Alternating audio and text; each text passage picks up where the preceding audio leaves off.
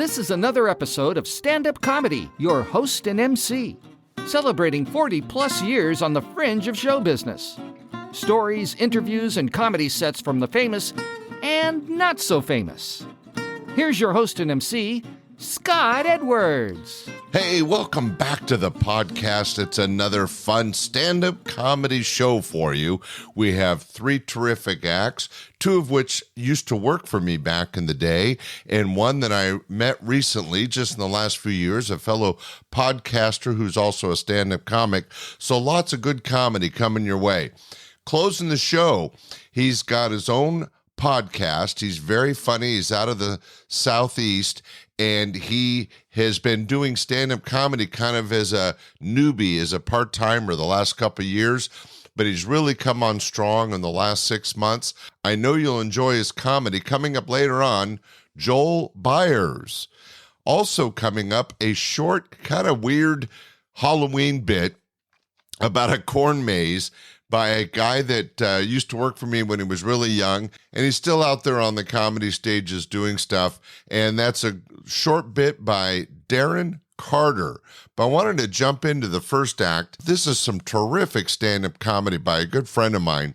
He used to work my club all the time. He was originally out of the Bay Area. He now hails out of Las Vegas. His name's Mark Pitta. You may have heard the name. He's done a lot of TV, radio, had his own show for a little bit. Very, very funny guy. And here's some really funny material. And as I mentioned, he worked for me a lot back in the 80s and 90s. And I think you'll see why right here. So let's jump into this show. We have Joel Byers, Darren Carter, and right now, a little bit of Mark Pitta. Oh, let me tell you, there's one part where he's doing a Japanese movie takeoff where you're moving your lips, but then the sound is not connected. Anyway, it's a visual, but it's still on here because it's so funny. Anyway, I think you'll have a great time with this. Ladies and gentlemen, let's have some stand-up comedy by my good friend, Mark Pitta. Marriage is hard work. Please work hard at a relationship. It is tough. I read this in the USA Today. If there's laughter in the bedroom, you have a healthy relationship. If you could laugh, yeah. Laughing and pointing is not good. That's what I say. Memories. Okay, anyway, I don't want to date anymore. I dated this woman the first time I dated after the divorce. Beautiful woman. I'm at a restaurant. I'm not even lying to you. This guy, I don't even know this guy. He walks past my table and goes, "She's out of your league." I said, I'm the commissioner of the league. I can do what I want. I heard the worst pickup line in Cabo San Lucas, made for a woman. I was there, I was doing a cruise ship, but I was there, there was a woman in a restaurant, local guy's eyeing her. I see the moment, I come over thinking, I'm gonna get some material. I hear this conversation, "Excuse me, do you have a man?" And she says, "Yes, I do." And he says, "In Cabo?" That's kind of smooth and creepy, isn't it? It's funny how women and men differ on just marriage, just hearing the news. When you hear your girlfriend's getting married, "Denise is getting married! Denise is getting married, maybe bridesmaid! Woo!" When a guy hears a guy friend's getting married, it's like he has a disease. Did you hear about John? What happened? He's getting married. You're kidding. I saw him 2 weeks ago. He was fine.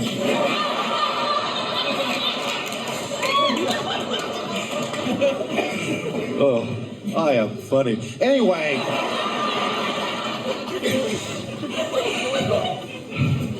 don't know where I should go here. I got two places I can go. I don't have any kids. I was watching my niece and nephew one. It is amazing to me that listening to children speak, I thought, apparently we have handed down phrases for years. They still say, first one takes, last one there's a rotten egg. First one takes the last one's place. Second one has to eat it. I don't know what that means. And the loud guy in the back, "Not included." We can't talk this way as adults. Where can you find an adult situation to say milk, lemonade around the corner if I just made? You can't. Can't fit that in anywhere. Push the button, pull the chain, out comes chocolate choo-choo train. These are the first poems I learned. You can't use these in adult situations. My sister had a word I couldn't deal with. I come home from school. Kat, I saw you went in the kitchen. You ate the last piece of chocolate cake, and Mom said that was my piece, and you ate it. She would say, so I'm telling. So you'll be in trouble. So, but you'll be grounded. So infinity. So infinity plus one. And she knew I couldn't explain to my mom because crying and talking didn't come out right when you were a kid. Mom. Mom. Kathy ate the last piece of cake. The one you said I could have. My mom said, so?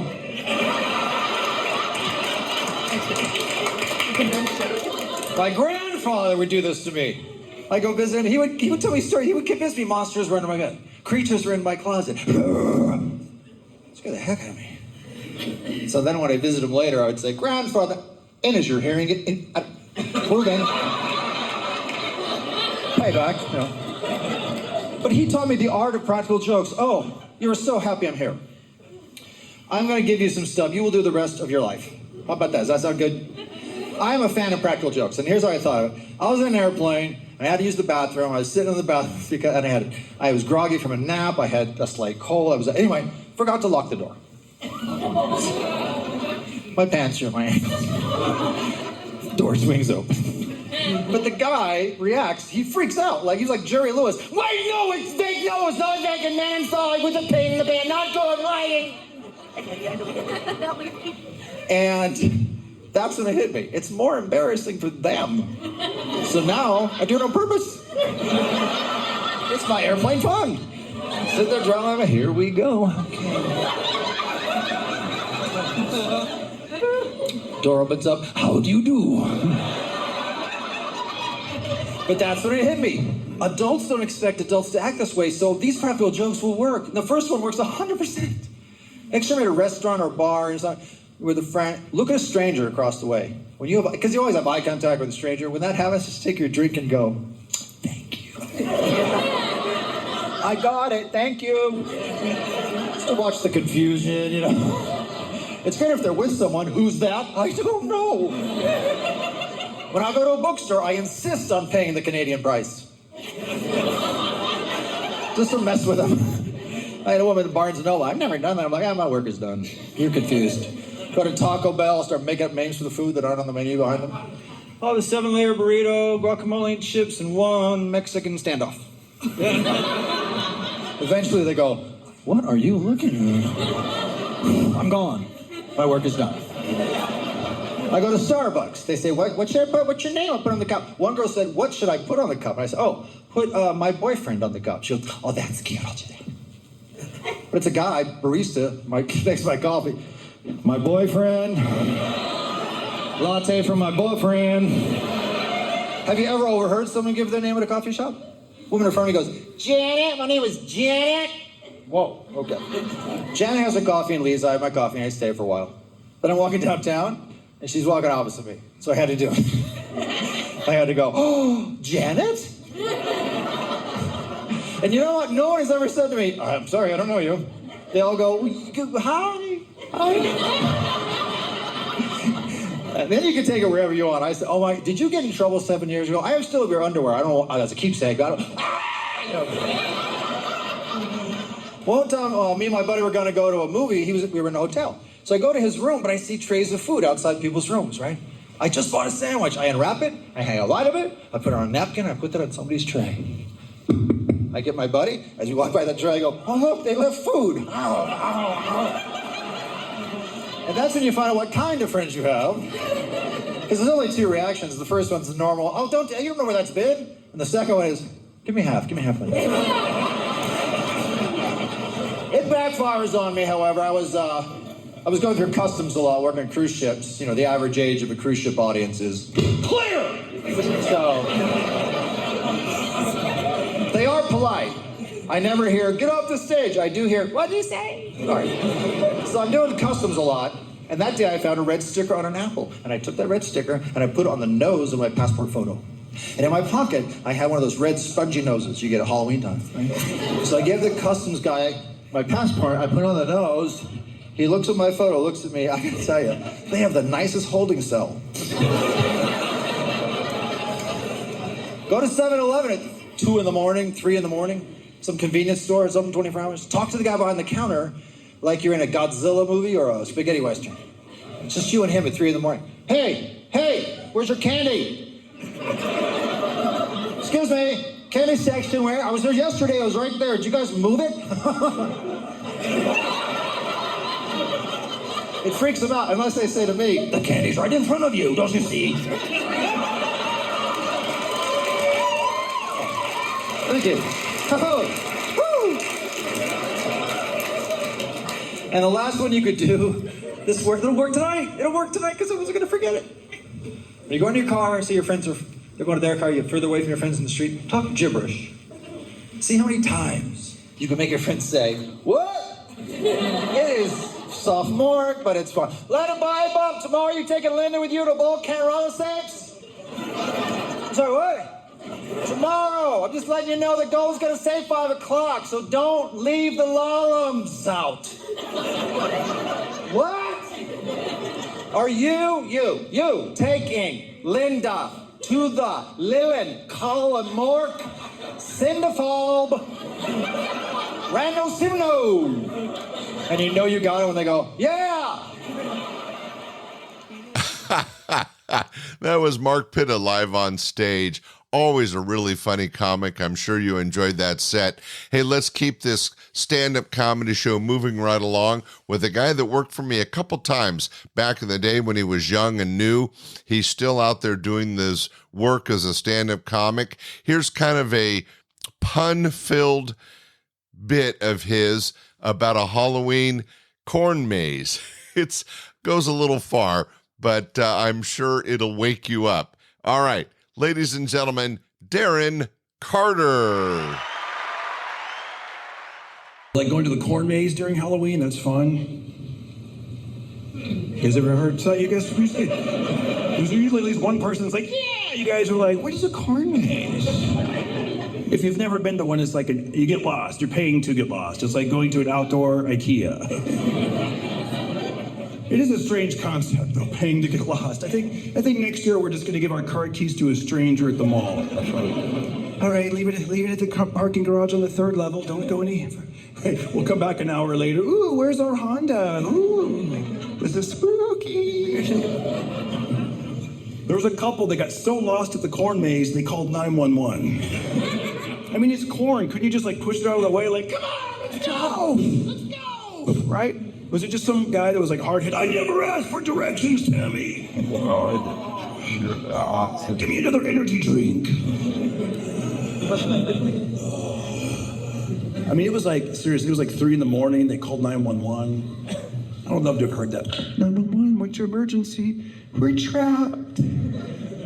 Yes, everyone's gone. The creatures, the employees, the customers. It's 3 in the morning. We're scared. What do you mean you're trapped? Are you in a building? No, we're Mr. Pickles' pumpkin patch. We're in a corn maze, and no, it's not amazing. We're so confused. We feel cornered. It's gonna get worse. We're from the Silicon Valley. My boyfriend's name is Cornelius. My name is Candy Corn. Are you still there? Do I still have your ear? Yellow. Oh, is this the captain? May I please speak to the colonel? We're scared. We're the corn maze. We feel like we're being stalked.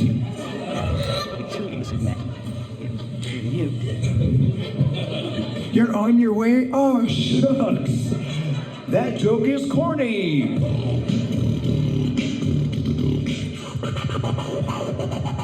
When you make it out of the corn maze, you feel good about it, right? You know, your friends take your pictures, they're like, congratulations. If you're Jewish, they're like, Mazel tov.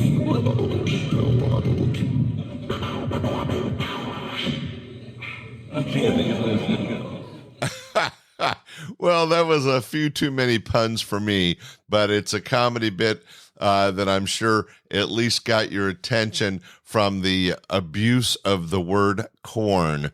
But if nothing else, more comedy entertainment coming your way. As I mentioned, I interviewed this guy a couple years ago on my podcast. He is not only a terrific podcaster, but been playing at stand-up comedy, and just in the last 6 to 8 months has really caught on and doing a lot of really good stage work.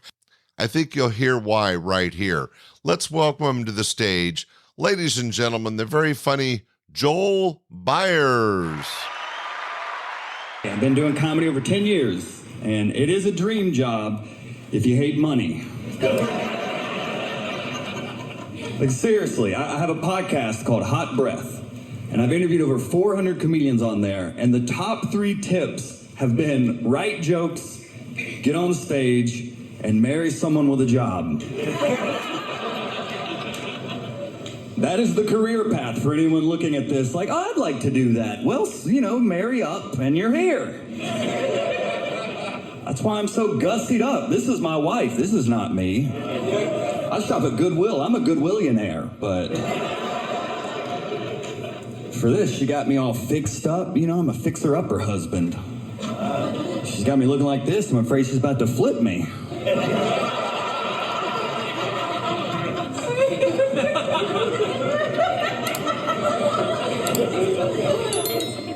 Because, I mean, I've had to overcome some hurdles even to get to where I am tonight. Like, I think the biggest hurdle of my life was being born in Rome, Georgia, which, if you're not familiar, just picture Mayberry, but with meth.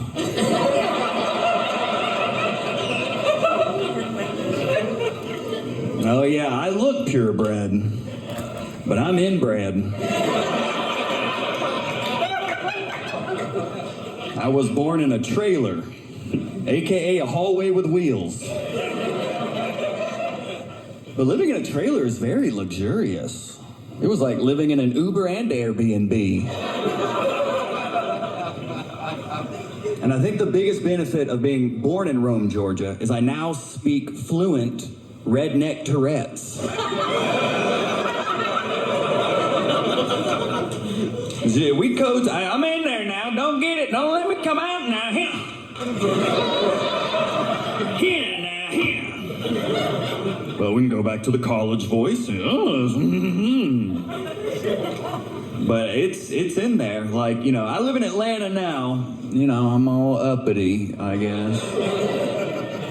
But, you know, so in Atlanta, my name is pronounced Joel Byers.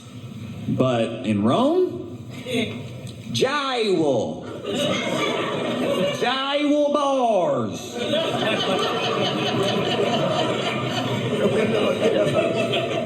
And my wife's name is Erin, but in Rome, it's Ern. Joel and Ern, huh? And that's how my family still talks. They still talk in that honky bonics, you know? So anytime we go visit, my granny's always like, hey, Joel, howdy. How's Ern Dern? Like, well, she's out yonder, earning a shirt. Really earning her keep, you know? But I did marry the perfect wife. Oh, she has a tattoo, so she can handle permanent mistakes.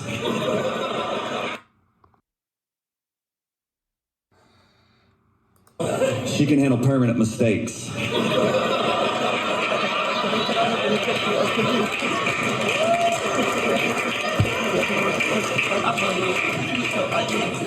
I do love her, though. I mean, we got married on April Fool's Day. That was my one piece of input into the wedding.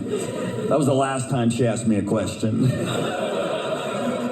Because I was getting interrogated. Like, I was at a point, I was like, man, I'd rather plan a divorce than a wedding. Goodness.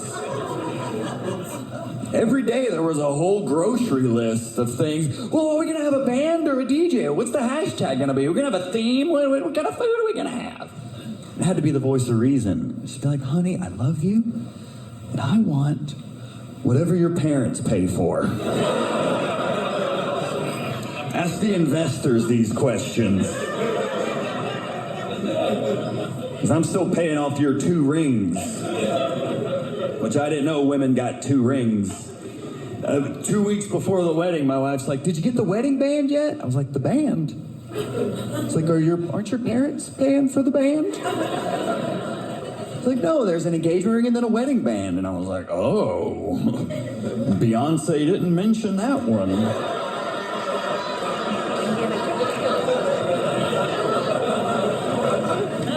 She said, "Put a ring on it."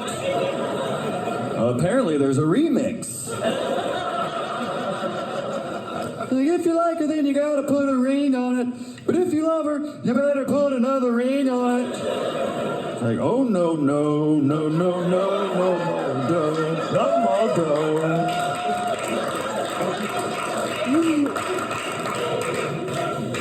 Yeah, congratulations. You get 2 rings, all right? That's why men get paid more. It's a ring tax.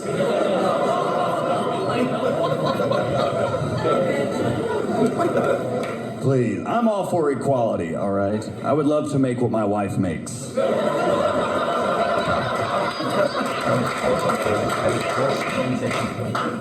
And it really, she gets the last laugh because at our wedding, I cried like a suspicious amount.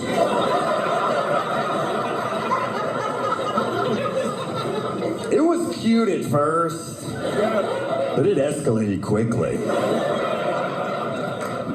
It went from, "Oh, he loves her," to, "Oh, he's about to confess."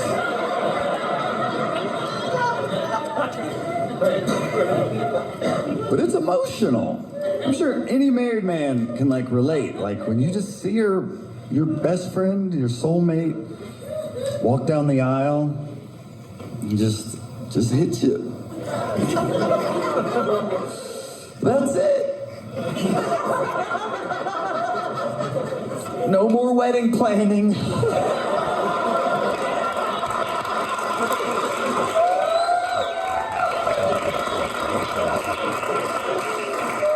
Won't he do it? Yes. Oh. Wow.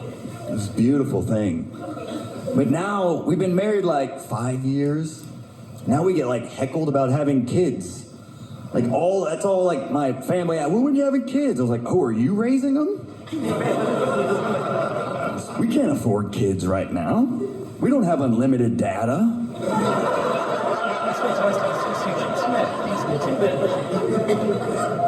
Oh man, you can't raise a kid on 10 gigs a month. Not if you love it. Because that iPad, that's the new pacifier now. Anytime the kid cries, "Oh, here, Timmy, just Google happy." I'm gonna get on Facebook and find your father. And the kid runs off alone with an iPad. It's a lot of work being a parent, too. I don't know how, my sister has a 3-year-old. She photographs this thing like it's missing.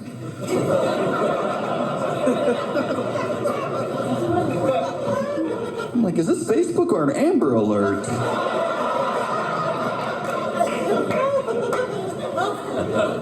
I don't know. Ain't nobody got time for that. I think I will eventually have kids, though. Someone's got to pay off my loans. I ain't gonna do it. Sally Mae hits me up every month asking when I'm paying back loans. No. Student debt is over $1 trillion. She can't catch us all. You bet on the wrong horse, Sally. Yeah, I owe 80 grand. The government owes 20 trillion, all right? I'll pay off my debt after they pay theirs. And the only thing still made in America are loans.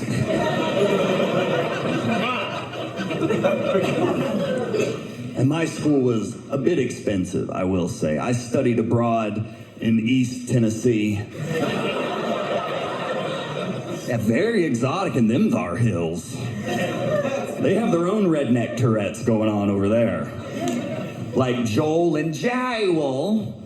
In East Tennessee, they pronounce math, mayeth. Mayeth. I thought I was signing for math class. Day one, they're like, hey, y'all, welcome to math class. Today we learn how to subtract your teeth and divide your family. That'll be $80,000. Like, that math doesn't add up. Ladies and gentlemen, that was Joel Byers live on stage. Man, he's gotten so funny. As I mentioned, he's a podcaster that's been doing comedy and comedy training, but he's really broke out of his shell and he's killing it on stage all over the Southeast. And I know that you enjoyed that comedy set, and I love the little touch of the South when you listen to his comedy. But we also had Darren Carter and Mark Pitta.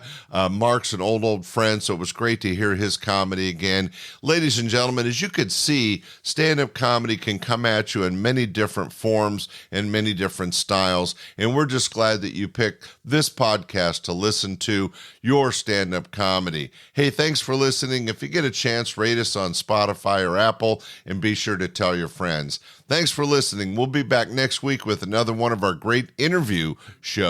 All right? Bye. We hope you enjoyed this episode of Stand-Up Comedy, your host and MC. For information on the show, merchandise, and our sponsors, or to send comments to Scott, visit our website at www.standupyourhostandmc.com. Look for more episodes soon and enjoy the world of stand-up comedy. Visit a comedy showroom near you.